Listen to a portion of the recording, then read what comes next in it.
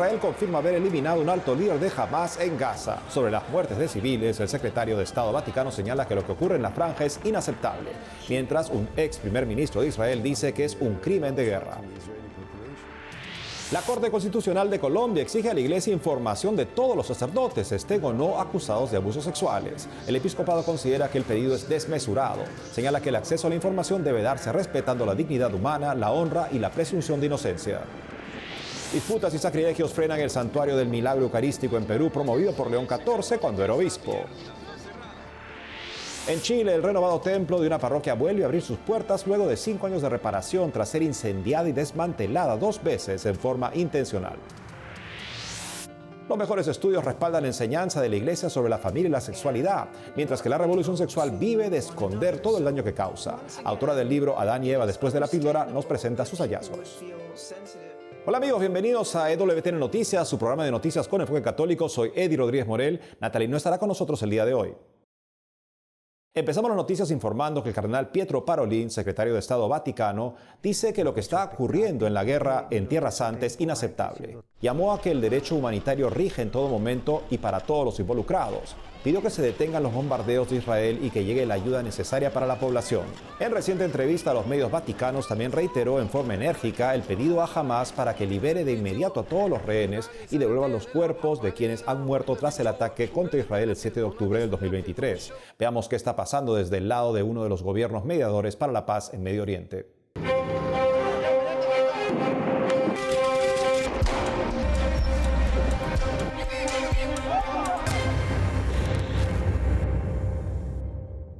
El presidente Donald Trump dio información actualizada sobre la guerra entre Israel y Hamás. Estamos lidiando con toda la situación en Gaza. Estamos llevando comida a la gente de Gaza. Ha sido una situación muy desagradable, una pelea muy desagradable. El negociador de Estados Unidos para la paz en Medio Oriente afirma que los términos de un nuevo acuerdo de alto al fuego podrían entregarse en el corto plazo. Y tengo muy buenos presentimientos sobre llegar a una solución a largo plazo, un cese del fuego temporal y una solución a largo plazo, una resolución pacífica del conflicto. Esto ocurre mientras Israel confirma que un ataque aéreo mató al alto líder de Hamás, Mohamed Sinwar. El primer ministro Benjamin Netanyahu afirma que desde que comenzó la guerra hace 600 días, Israel ha diezmado el liderazgo de Hamás. Eliminamos a decenas de miles de terroristas. Eliminamos a Dave, Haniyeh, Yehiyah Sinwar y Mohamed Sinwar. Israel ha prometido tomar el control de Gaza y luchar hasta que Hamás sea destruido y los rehenes regresen. En Tel Aviv, familias de rehenes y grupos activistas conmemoraron el día 600 de la guerra. Este ex rehén dice que pasó hambre, comiendo solo una galleta al día. Fue una época muy difícil para mí allí, pero al mismo tiempo mi fe en Dios se fortaleció muchísimo. Los palestinos también están cada vez más desesperados por la necesidad de comida. Se reporta que al menos un palestino fue asesinado y decenas resultaron heridos al dispararse contra una multitud que invadió un nuevo puesto de distribución de ayuda. Y hoy, en las Naciones Unidas, un cirujano traumatólogo de California se dirigió al Consejo de Seguridad de la ONU. No vi ni atendí a ningún combatiente durante mis 5 semanas en Gaza. Mis pacientes eran niños de 6 años con metralla en el corazón y balas en el cerebro, y mujeres embarazadas con la pelvis destrozada. Y el ex primer ministro de Israel, Ehud Olmert, criticó este miércoles la gestión del actual gobierno israelí, indicando que no se le puede defender de las acusaciones de crímenes de guerra, informó CNN. Olmert, que dirigió el país entre el 2006 y 2009, indicó hace unos días que el único que puede hacer que Benjamin Netanyahu detenga la guerra en Gaza es el presidente Trump.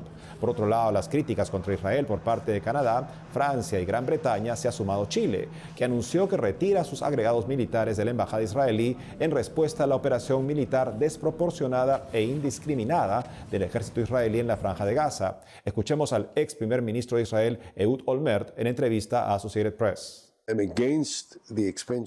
Estoy en contra de la expansión de las operaciones militares en Gaza. Creo que nos acercan a los crímenes, porque si no hay propósito y no hay un resultado posible que valga la pena el costo, entonces ¿por qué deberíamos continuar? Creo que si en algún momento el presidente de los Estados Unidos, el presidente Trump, participa y tal vez convoca al primer ministro israelí y le dice que ya es suficiente, eso puede ser muy útil. Y tengo que decir que creo que no será un gesto hostil, porque la gran parte de la población israelí no apoya la expansión de la guerra.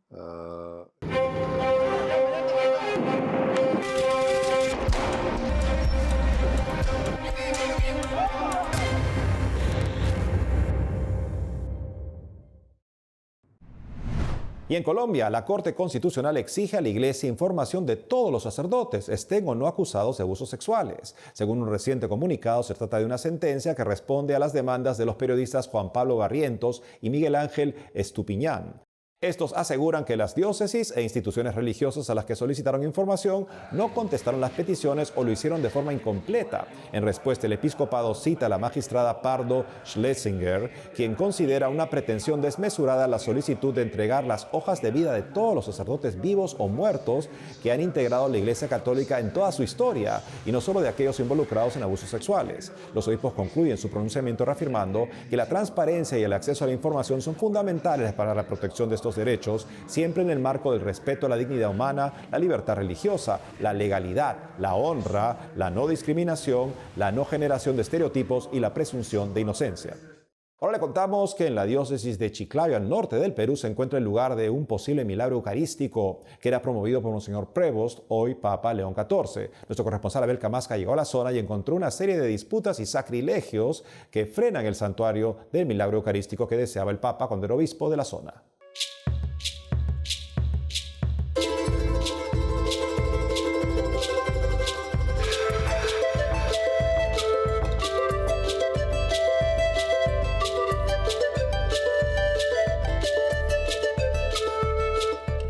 En el norte del Perú, en la región Lambayeque, está la parroquia Santa María Magdalena de Eten. La iglesia resguarda una imagen de madera de 1929 del Divino Niño sosteniendo una hostia. Es la representación de un posible milagro eucarístico que sucedió en esta localidad.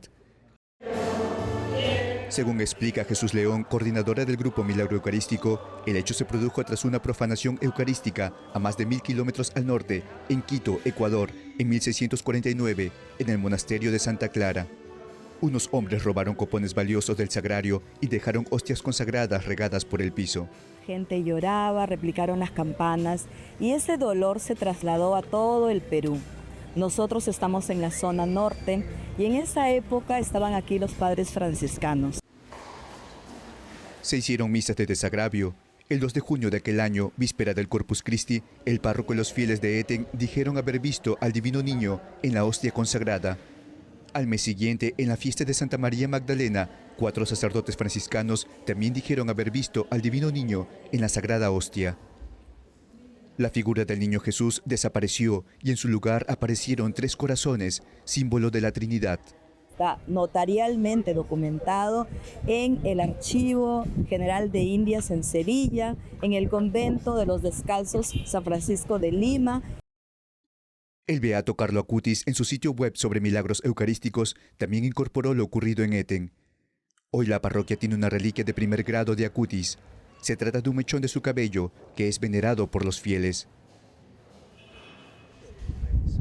En la época del posible milagro, el pueblo de Eten estaba más cerca al mar, pero los pobladores habrían tenido que abandonar la zona por los fuertes vientos y posibles amenazas de maremotos y piratas. Estoy en el lugar exacto donde se produjo el milagro eucarístico. Debajo de la capilla que ven detrás, en el subsuelo, hay otra capilla, donde Cristo se apareció en una hostia consagrada. Quedó enterrada debido a un aluvión de arena que se produjo hace unos siglos. De la iglesia matriz de Eten solo se puede ver esta parte superior de la torre, que estaba en la fachada. El altar donde se produjo el milagro queda exactamente debajo de esta capilla, construida en la década de los años 80. Desafortunadamente, la Iglesia Católica no puede ejercer su autoridad. Lamentablemente, con vergüenza ajena, lo digo, que hay un grupo de paisanos, mis paisanos de acá de Eten, llamado el Comité Multisectorial, que se ha apoderado de la capilla. Para el señor Ítalo Chafló, presidente del Comité Multisectorial de Ciudad Eten, integrado por vecinos del lugar, el terreno donde está la capilla es propiedad de su institución. Solamente queremos que nos respeten la posesión de la hectárea que ocupamos, que lo tenemos hace más de 50 años. Nosotros nunca hemos cerrado las puertas, siempre hemos estado abiertos al diálogo. El El 23 de julio de 2018, el obispo de Chiclayo, Monseñor Robert Prevost, hoy Papa León XIV, supo que se estaba celebrando aquí una supuesta misa en honor al Divino Niño sin permiso parroquial. Al tratar de inspeccionar, le fue negado el ingreso. Dejó constancia ante la policía. Un servidor nombrado por el Papa Francisco, el obispo de la Iglesia Católica en la diócesis de Chiclayo, vengo a esta capilla y me cierran la puerta. Minutos después, la policía intervino a 4 hombres vistiendo camisa propia de sacerdote que huían por detrás. Señalaron haber sido invitados por el Comité Multisectorial. Se identificaron como anglicanos de una llamada Diócesis Anglicana del Austro. No tenemos eso. Monseñor Prevost consultó a dicha entidad sobre esos hombres. Los anglicanos respondieron que no eran parte de sus miembros. Alertaron a Prevost de ser un caso de sacerdotes falsos. Algo parecido sucedió este año. El domingo 11 de mayo, Fernando Hoyos, quien no es sacerdote, presidió una ceremonia en la que incluso dio la comunión.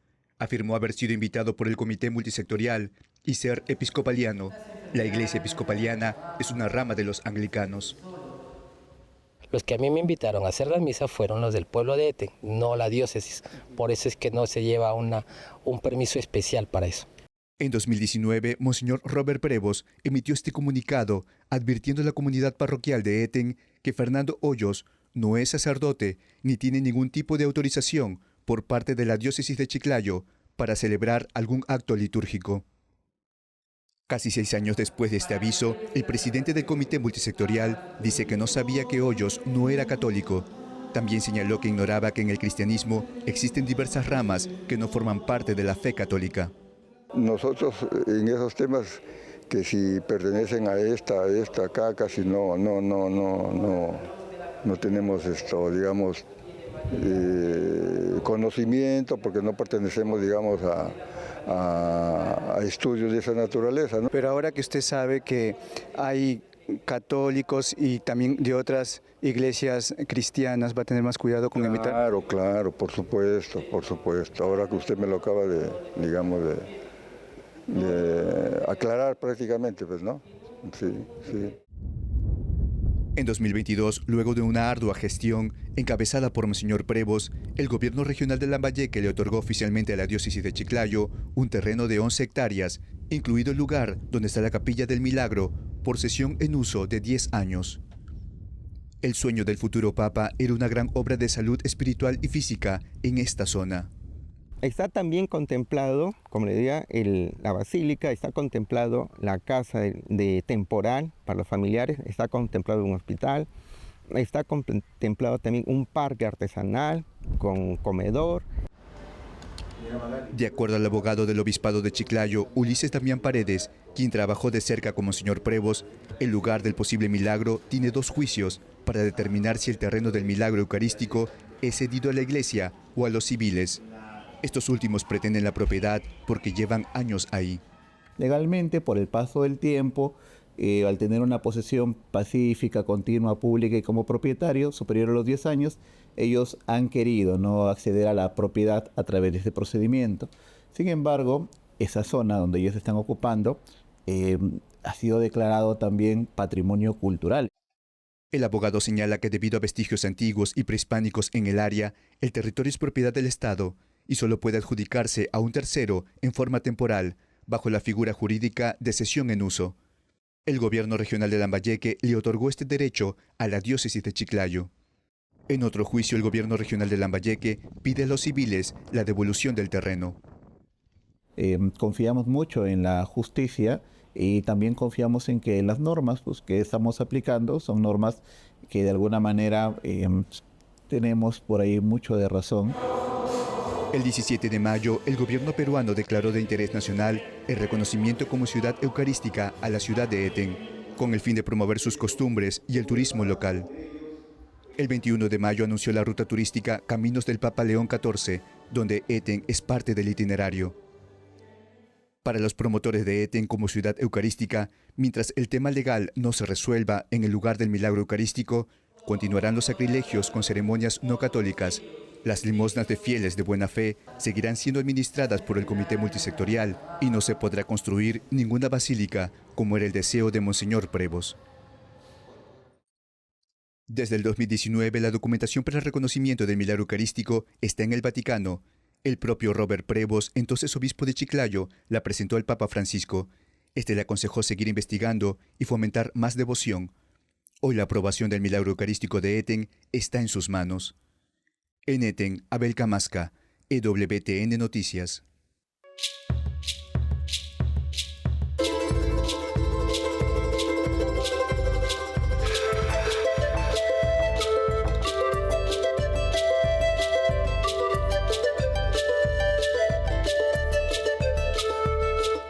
Hacemos una pausa y al volver, en Chile el renovado templo de una parroquia vuelve a abrir sus puertas luego de 5 años de reparación tras ser incendiado y desmantelado 2 veces en forma intencional.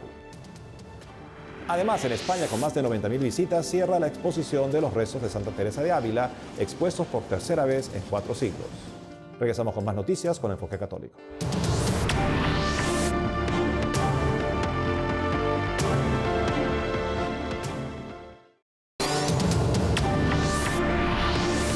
Y en Chile se reabrió la parroquia La Asunción de Santiago tras casi 5 años desde que fue incendiada de forma intencional en medio de las protestas contra el gobierno en 2019.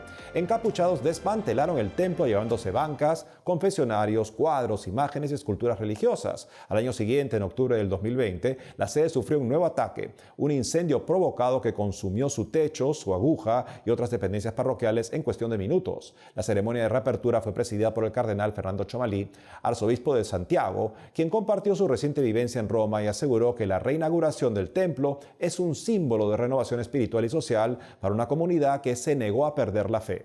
En Inglaterra, la arquidiócesis de Liverpool elevó sus oraciones por las víctimas del atropello masivo ocurrido este lunes en esa ciudad, al noreste de Inglaterra. 47 personas, entre ellas 4 niños, fueron arrolladas en el desfile del Liverpool Football Club, organizado para celebrar la conquista de la Liga Premier inglesa del equipo. De acuerdo a medios internacionales, un hombre de 53 años fue arrestado como autor de este ataque. 27 heridos fueron llevados al hospital, 2 con heridas graves, mientras que 3 adultos y un niño debieron ser rescatados de debajo del auto. Según la policía, el hecho no está siendo tratado como terrorismo, sino que el conductor actuó solo. Siguen analizando los detalles del caso. Testigos describieron su conmoción al recordar el momento en que el carro chocó contra la multitud de fanáticos. Veamos. Oímos pitidos y gritos y cuando levantamos la vista vimos un monovolumen negro que venía directo hacia nosotros. Mi amiga francesa y yo nos apartamos de un salto y sacamos a su hija pequeña. Debía ir a unos 48 kilómetros por hora. Y al pasar, vimos todas las ventanas destrozadas y un montón de gente persiguiéndolo. Estoy en shock. No puedo parar de temblar. Mientras caminábamos hacia adelante, pudimos ver gente sentada a los lados que habían sido heridos. Había muchísima gente persiguiéndolo, gente intentando entrar. Alguien se abalanzó sobre la puerta del copiloto. La ventana trasera ya estaba destrozada. Había como una docena de personas persiguiéndolo. Y entonces le dije, mira, sigamos adelante. Y cuando empezamos a caminar, oímos los golpes del coche al chocar. Y a la gente gritando y chillando. Y se oía todo. Y en España, unos 93.000 fieles veneraron el cuerpo de Santa Teresa de Jesús, expuesto de forma pública por tercera vez en 4 siglos, del 11 al 25 de mayo en Alba de Tormes, España.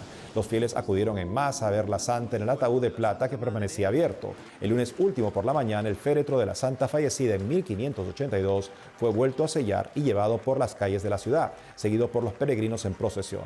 La Orden de los Carmelitas Descalzos dijo que desde un inicio la intención fue de acercamiento a Jesucristo y a la Iglesia por parte de los peregrinos, de evangelización para todos los visitantes y de un mayor conocimiento de la santa. No se sabe cuántos años pasarán antes de que la Iglesia vuelva a ser visibles al público los restos de Santa Teresa de Jesús. Escuchemos el sentir de algunos fieles en el lugar.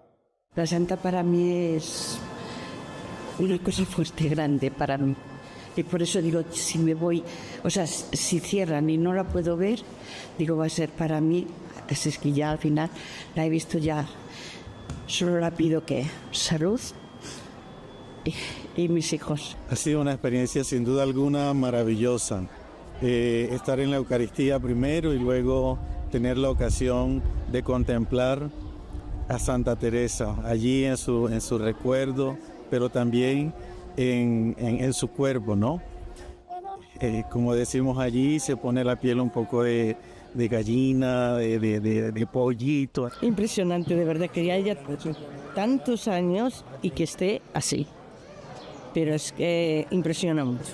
La santa era una enamorada de Dios y que a día de hoy sigue muy viva.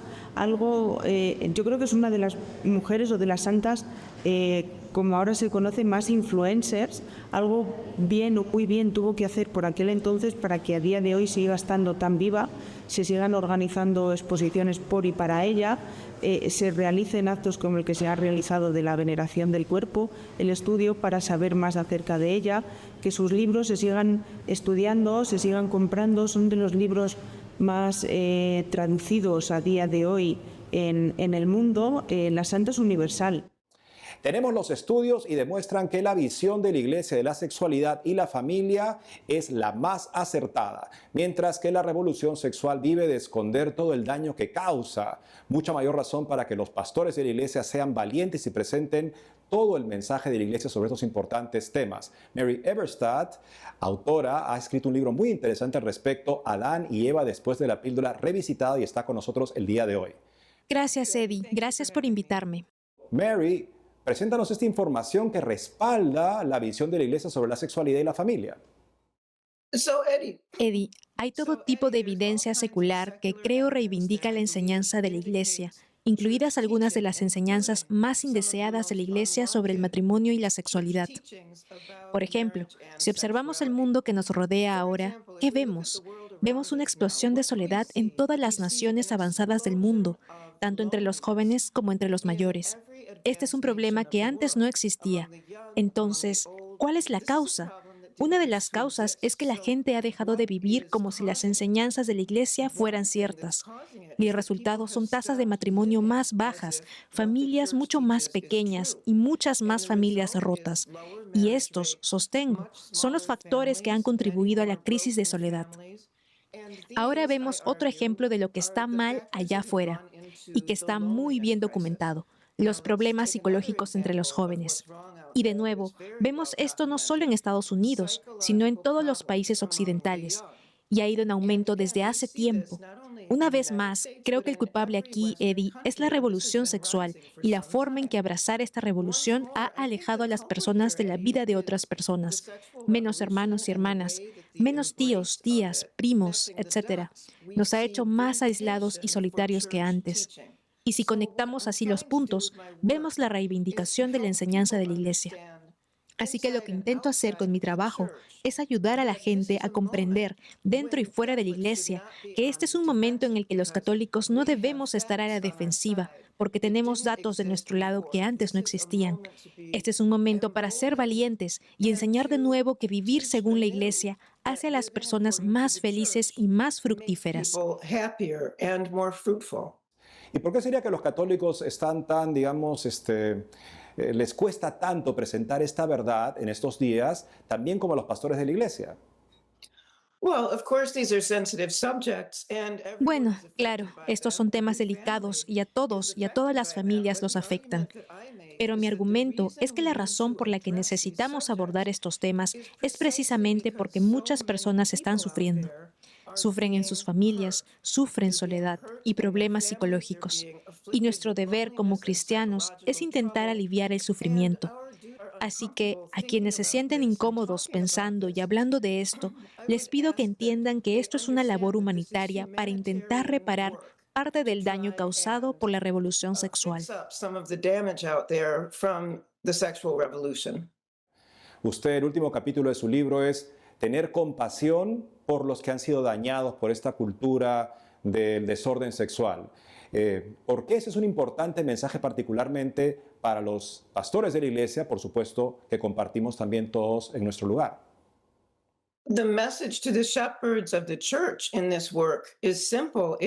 El mensaje a los pastores de la Iglesia en este libro es simple: es vivir con alegría y proclamar con gozo estas enseñanzas respecto a las cuales algunos se han inhibido desde la década de 1960, cuando se afianzó la revolución sexual. Pero ahora contamos con un historial que no existía en la década de 1960, y lo que demuestra es que las enseñanzas de la Iglesia siempre han acertado en cuanto a cómo es mejor mejor para nosotros vivir y cuanto que nos debemos unos a otros. Nuevamente, es comprensible que a algunas personas les incomode hablar de estos temas, pero lo que impulsa mi trabajo es saber que hay víctimas cuyas historias no se han escuchado, cuyo sufrimiento no se valora. Y lo que intento hacer es identificar ese sufrimiento con la esperanza de que comprenderlo mejor ayude a las almas a sanar. Mary Eberstadt, autora de Adán y Eva después de la píldora, revisitados. Gracias por estar con nosotros el día de hoy. Gracias, Eddie. Me alegro mucho de aparecer en Perú. Eso es todo por hoy, amigos. Gracias por haber estado con nosotros. Saben que pueden seguirnos en las redes sociales, también de lunes a viernes a las 12 del mediodía, hora de Miami, en Radio Católica Mundial y su programa Más que Noticias, con un servidor. Hasta entonces.